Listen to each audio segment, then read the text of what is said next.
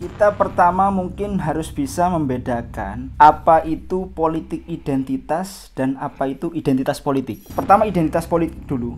Kalau identitas politik bisa dianggap sebagai konstruksi sosial terkait identitas tertentu terkait dengan politik. Tapi kalau politik identitas itu kerja-kerja pengorganisasian untuk dalam tanda kutip menempatkan identitas untuk dalam kerangka politik atau dipolitisasi bahasa sederhananya. Kalau kita kembali ke definisi sederhana, tidak bisa kalau kita mengutip ada tokoh namanya pakar cultural studies itu namanya Stuart Hall. Dia bilang dalam kerja-kerja politik tidak bisa pernah lepas dari identitas.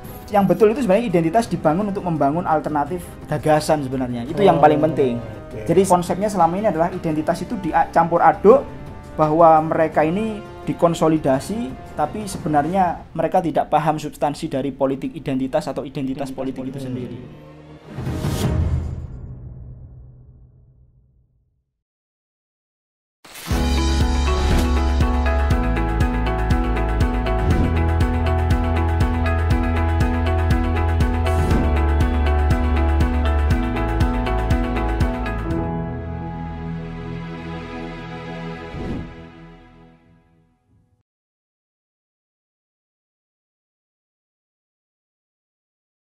Kawan baik, Nur Iswan Channel, jumpa kembali. Kali ini bersama saya itu Mas Ferdi Firmantoro. Kalau yang belum kenal kawan baik, Mas Ferdi ini alumni dari Universitas Brawijaya, jurusan komunikasi. Gitu ya? Betul Bang. Selamat datang di Nur Iswan Channel.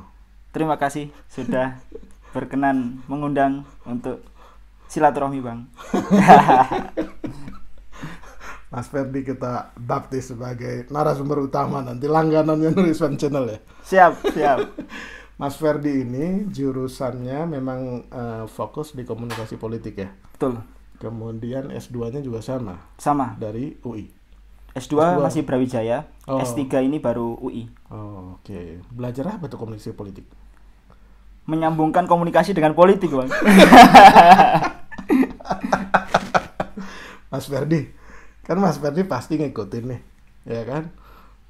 Sekarang kalau kita ngomong isu politik yang dikomunikasikan para pelaku dan pemain politik itu sedang diangkat kembali soal politik identitas. Ya.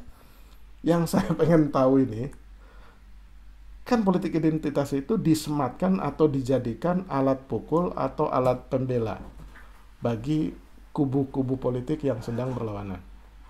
Tapi yang ingin saya ketahui juga untuk kawan baik semua itu, definisi politik identitas itu apa sih gitu loh. Ya. Itu apa Mas? Jadi gini Bang, kita pertama mungkin harus bisa membedakan apa itu politik identitas dan apa itu identitas politik. Wah, nah, ini kan bikin bingung ini kawan dua baik. kata dihimpitkan, tapi dibalik bisa berbeda artinya Bang. Jadi Terus? kalau politik identitas, atau mungkin nanti kita singgung yang politik identitas. Pertama identitas politik dulu. Kalau identitas politik itu bisa dianggap sebagai konstruksi sosial terkait identitas tertentu terkait dengan politik. Jadi misalnya kita punya partai tertentu, kita punya komunitas tertentu, itu punya identity. Nah, tapi kalau politik identitas itu kerja-kerja pengorganisasian untuk dalam tanda kutip menempatkan identitas untuk dalam kerangka politik atau dipolitisasi bahasa sederhananya. Nah, jadi istilahnya ini ada identitas, sebenarnya ini hanya perbedaan biasa, dimasukkan instrumen politik, akhirnya ini bisa menjadi alat pukul, bisa menjadi alat untuk membedakan yang kemudian nanti menjatuhkan lawan. Nah, bisa jadi seperti itu. Tapi kalau kita kembali ke definisi sederhana, tidak bisa kalau kita mengutip ada tokoh namanya pakar cultural studies itu namanya Stuart Hall. Dia bilang dalam kerja-kerja politik tidak bisa pernah lepas dari identitas. Karena semua manusia dilahirkan punya identitas Bang. Misalkan Bang Iswan, kita semua, saya, teman-teman yang lain para pemirsa Nur Iswan Channel tentunya, kita bisa dikenali orang itu karena punya identitas, Bang. Kalau kita tidak punya identitas, kita tidak bisa dikenali orang.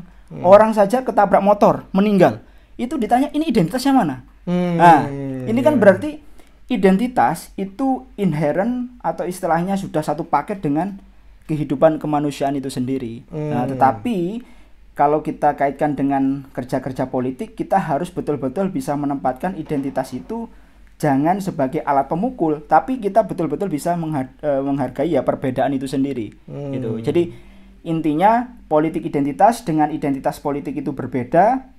Jangan sampai kemudian identitas yang sebenarnya ini pemberian Tuhan kemanusiaan, tapi kita politisir sampai kemudian untuk jadikan instrumen kerja-kerja politik yang salah. Gitu. Oke. Balik lagi ke soal identitas politik tadi ya. Jadi itu sebenarnya istilah yang netral berarti.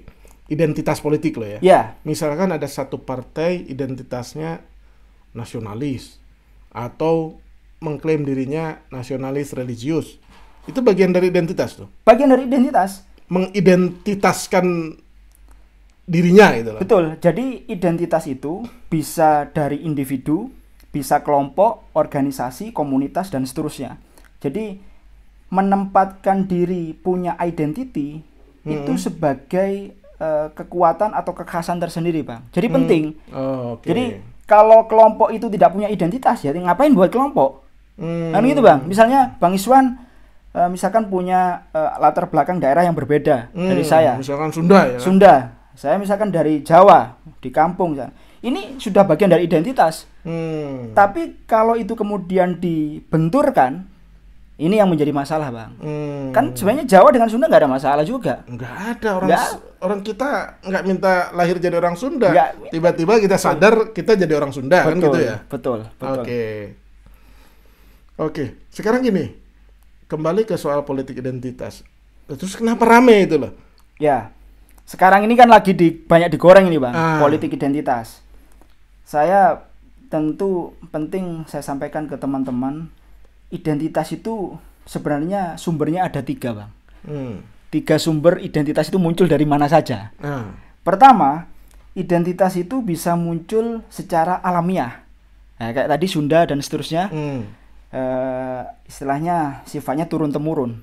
Bisa jadi given lah. Bisa jadi mungkin teman-teman ada yang agamanya berbeda satu sama lain, itu juga bagian dari orang tuanya agamanya X, kemudian anaknya juga ikut X gitu. Ini satu yang sifatnya alamiah. Kedua, ini yang berbasis konstruksi sosial tadi. Jadi bisa jadi kita punya kelompok, partai, atau mungkin lembaga-lembaga tertentu. Ini kan kita karena ikut institusi, akhirnya kita mengidentitaskan diri menjadi bagian dari institusi itu. Nah, yang ketiga ini, Bang, yang bahaya. Yang namanya itu saya mungkin menyebutnya sebagai pseudo identity. Pseudo identity. Jadi identitas palsu. Identitas yang direkayasa, Bang. Nah, ini biasanya dimainkan oleh elit politik seolah-olah mengidentitaskan diri, digunakan untuk apa? Memobilisasi massa, Bang. Agar orang ikut di dalam pancingan emosional itu, mereka tergabung mendukung agenda itu seolah-olah tidak sadar karena yang dibela seolah-olah benar, Bang. Nah, ini kan orang sudah ikut serta di dalam agenda itu, merasa memiliki agenda itu, tetapi mereka sebenarnya digerakkan oleh kepentingan tertentu. Ini yang disebut pseudo identity. Tidak sadar, terbawa emosionalnya. Nah, ini yang bahaya. Nah, kebanyakan sekarang yang lagi rame itu pseudo identity ini atau kemudian politik identitas dimainkan untuk memukul lawan politik satu sama lain. Nah, gunanya untuk apa? Karena misalkan politik identitas kalau dalam sejarah politik di Amerika itu kan dipakai untuk kalangan-kalangan yang terpinggirkan, Bang. Jadi mereka itu tidak diakomodir oleh kepentingan mayoritas, minoritasnya yang dimiliki ini tadi. Akhirnya membangun identitas tadi itu untuk sebagai pengenal. Jadi minimal ada kumpulannya. Nah, itu membranding kelompok itu untuk kemudian minimal punya bargain position. Nah, akhirnya di dalam politik Amerika misalnya, identitas itu identik dengan perlawanan, Bang. Jadi kalau orang menggunakan narasi identitas, itu misalnya contohnya, kalangan kelompok kulit hitam. Tidak diwadahi aspirasi politiknya. Membangun identitas kekulit hitaman untuk kemudian inilah kami. Kami harus punya tempat. Menaikkan bargaining powernya. Daya tawarnya. Oke. Jadi jangan semena-mena. Itu sama Bang, di dalam politik juga sama. Biasanya politik identitas itu dimainkan untuk tadi itu, bagaimana kalau kemudian ada rezim tertentu atau kelompok tertentu yang berbeda cara pandang atau berbeda afiliasi, disitulah kemudian ada identitas yang dibangun untuk menawarkan alternatif. Nah ini tinggal alternatifnya apakah membenturkan SARA misalnya, atau mungkin alternatif yang betul itu sebenarnya identitas dibangun untuk membangun alternatif gagasan sebenarnya. Itu yang paling penting. Jadi salah konsepnya selama ini adalah identitas itu dicampur aduk, bahwa mereka ini dikonsolidasi tapi sebenarnya mereka tidak paham substansi dari politik identitas atau identitas politik itu sendiri. Itu yang menjadi masalah, Bang. Terus dalam konteks kekinian tuh ya, peristiwa beberapa waktu belakangan ini, salah satu ya sebut aja misalkan kayak gubernur DKI lah itu ya, Mas Anies tuh dituding ya kan, beberapa waktu terakhir itu sebagai bapak politik identitas gitu kan. Kemudian dibalas oleh para pendukung Mas Anies bahwa yang pertama kali mengedepankan politik identitas itu ya bukan Anies tapi kan Ahok ya kan. Nah Mas Ferdi ngelihat itu tuh gimana? Ya, jadi gini, dalam memposisikan Pilkada 2017 Bang, ini kan salah satu menjadi turning point, seringkali dianggap sebagai bagian dari pesta politik identitas. Narasi awal itu poin awalnya di sana. Nah, selama ini kemudian kan 2019 juga disulut dari situ dan seterusnya. Ke depan pemilu 2024 juga bisa ada istilahnya eskalasi itu balik lagi itu, disambungkan lagi. Tapi persoalannya gini, saya selalu tidak fokus siapa yang salah, Ahok atau Anies. Ini bukan masalah salah orang Anies atau Ahoknya. Tapi menurut saya yang lebih penting adalah ini kan kerja-kerja politik ini kerja kolektif, Bang. Jadi bisa jadi identitas itu penting karena memang bagian dari strategi politik. Tapi bisa jadi orang selalu bilang gini, kalau kalah selalu bilang, "Ah, ini identitas." Nah, bisa jadi kayak itu, Bang.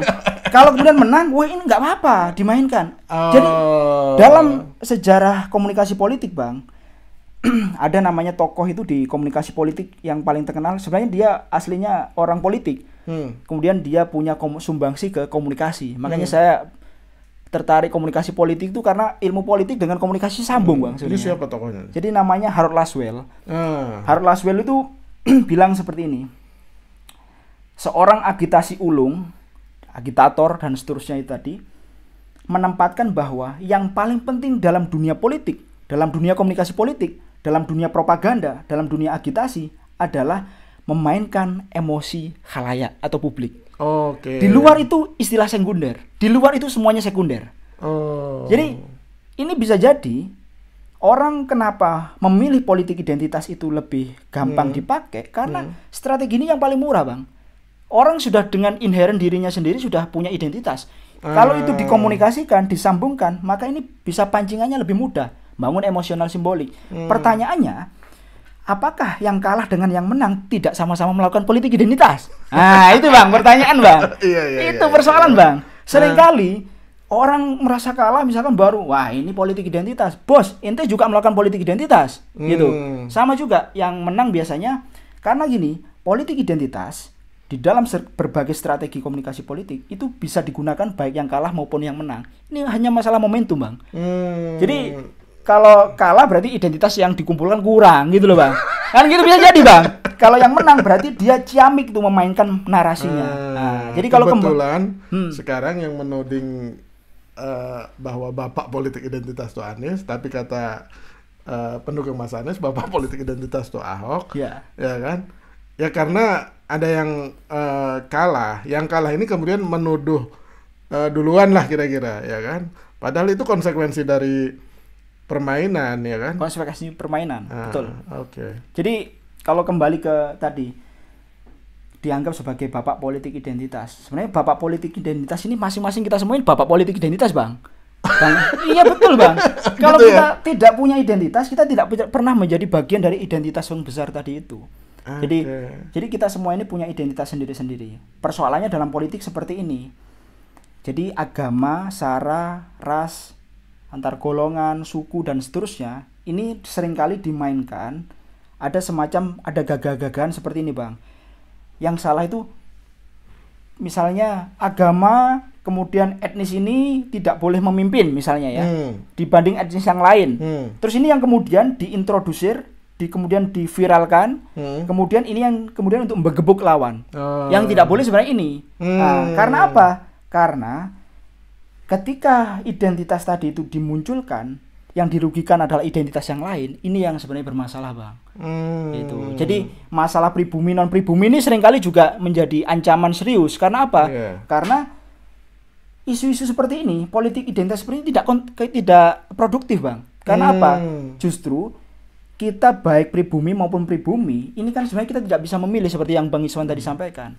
Jadi sebenarnya kalau kita masuk dalam arena politik, menggunakan politik identitas itu sesuatu yang bisa dibenarkan, wajar, atau tidak boleh sih? Sebenarnya kalau dalam strategi politik ini sah-sah saja. Sekali lagi ya, karena membangun identitas, tadi kan, identitas itu minimal satu. Kenapa identitas penting dalam strategi politik? Untuk membangun kesamaan, Bang. Kalau orang tidak punya kesamaan, kita tidak tahu caranya berbeda, Bang. Ya kan semua sama orang, sama saja, gimana, Bang? Misalkan ada 5 orang calon presiden, identitasnya sama, Bang. Portofolionya sama, kita ngapain pilihan, Bang? Kan gitu.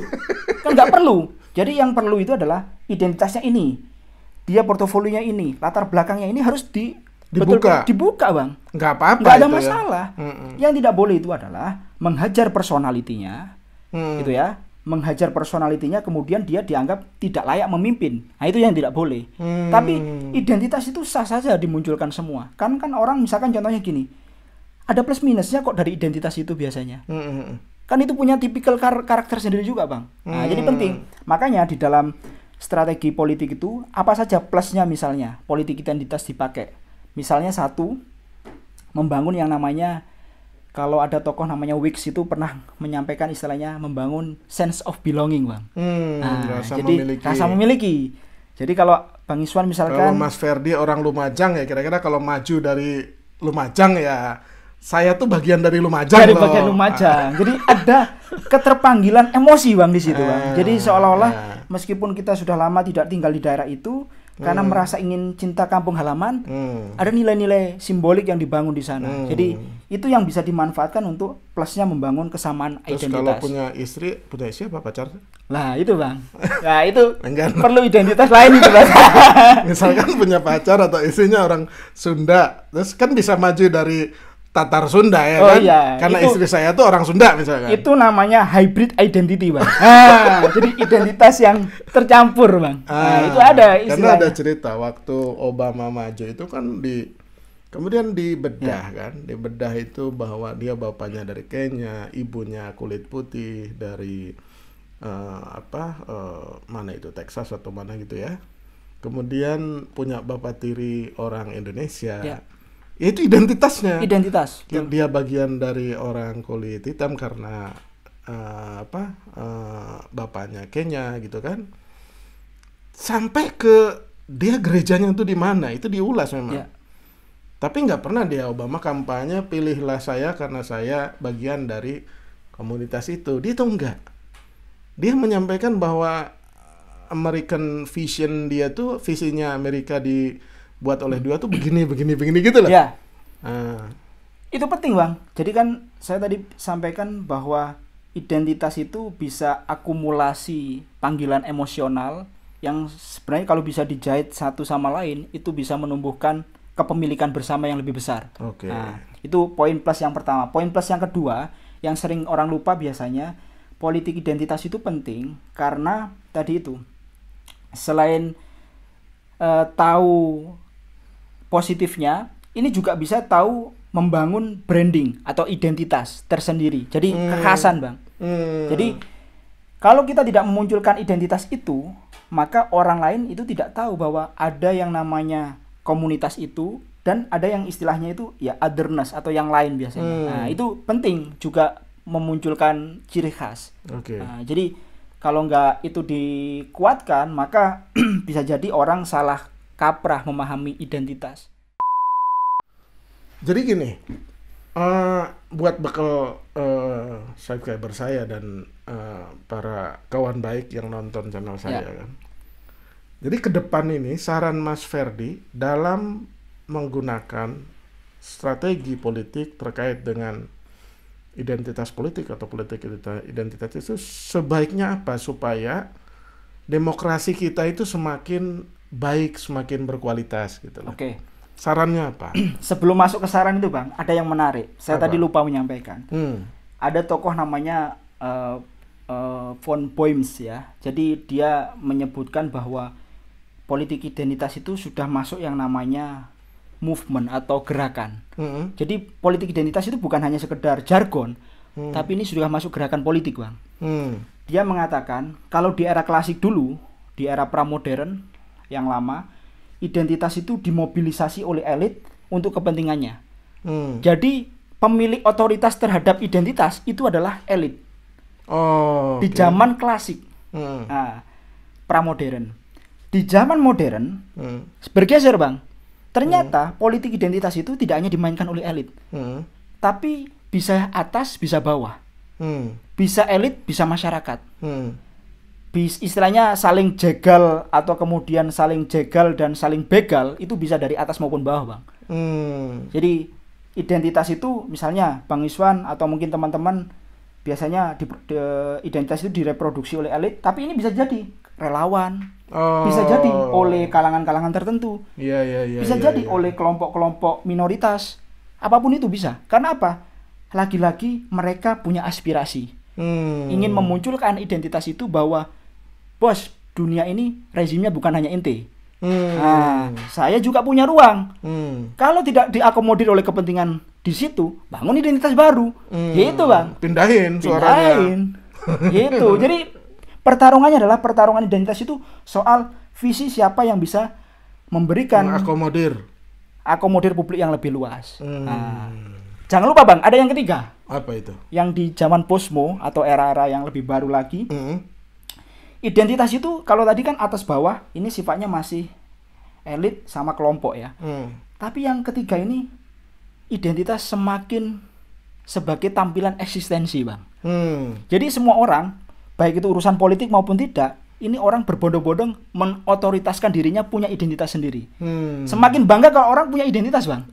Nah, ini semakin di zaman posmo. Jadi misalnya Bang Iswan atau teman-teman yang di sini di Instagram, di medsos kan lagi bangun personal branding, Bang. Itu kan identitas, Bang.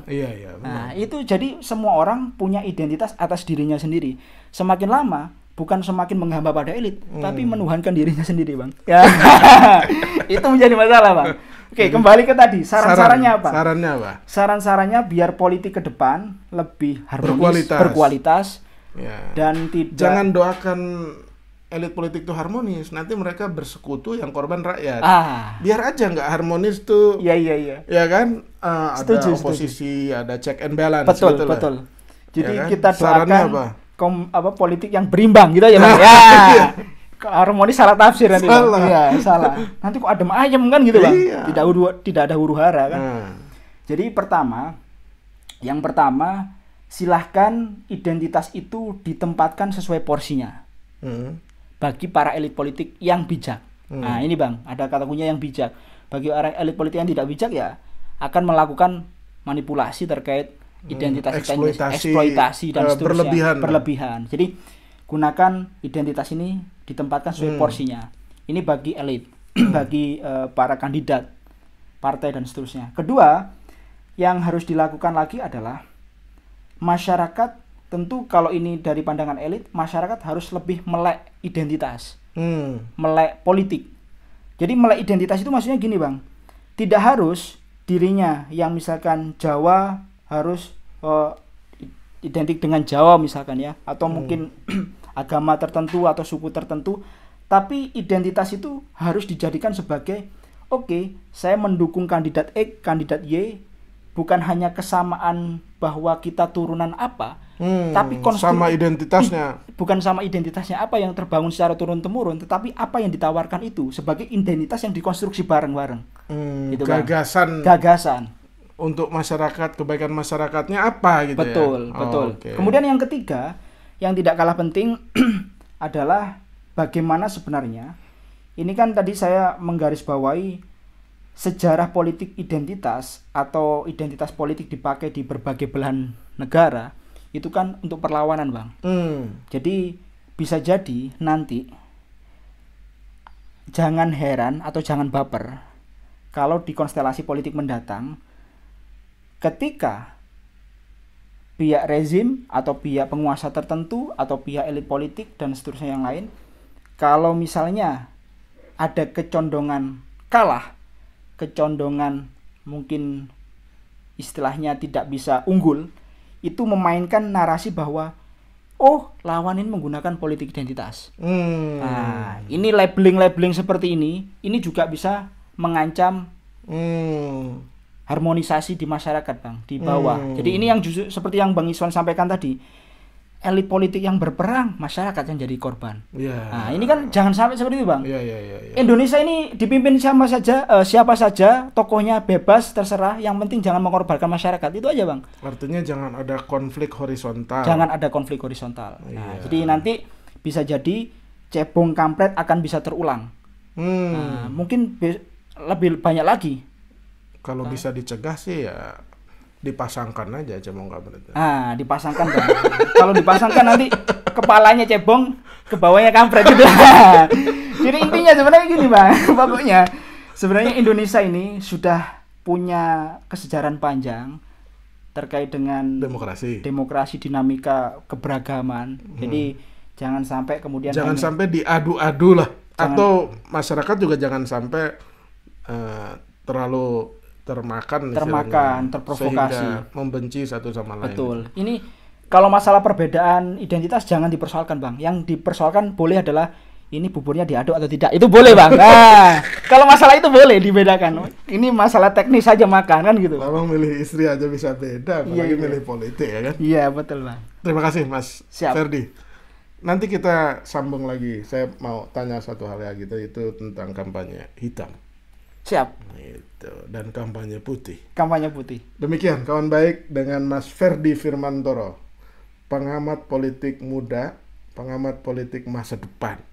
Karena dia ahli komunikasi politik. Jangan lupa subscribe, like, share, dan komen Nur Iswan Channel. Terima kasih. Terima kasih Mas Ferdi. Sama-sama, Bang Iswan.